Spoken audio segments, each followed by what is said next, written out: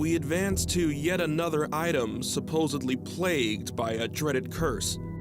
Not one based in anger and post-mortem dread, but rather sadness in its purest form. In the 1950s, Italian artist Giovanni Bragolina, his real name Bruno Amarillo, produced a series of paintings depicting crying children that were then mass-produced.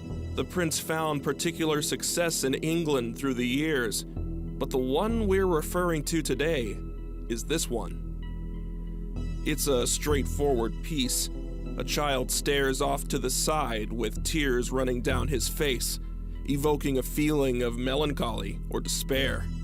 There's no clear-cut inspiration for this piece that we know of, but considering it was produced shortly after the Second World War, one could imagine that it takes a page from the feelings of suffering now that the smoke has finally cleared.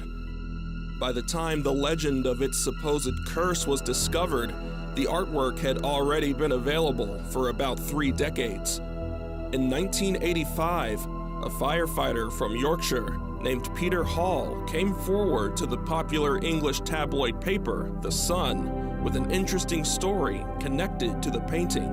According to Hall, a series of fires plaguing northern England shared an interesting piece of evidence: undamaged copies of the crying boy. No matter the severity of these blazes, each house that contained the painting never saw the paintings destroyed. This trend had become so common that Peter brought it up to his brother, Ron Hall. Despite his brother's seriousness, Ron discounted the theory that the sorrowful painting had anything to do with these fires, saying they were only coincidences.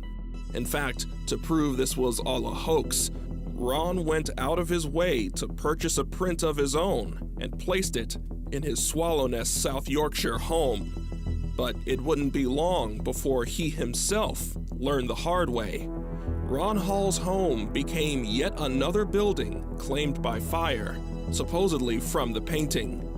His house was completely destroyed, yet somehow, somewhere in the rubble, the crying boy still sat there, totally unharmed.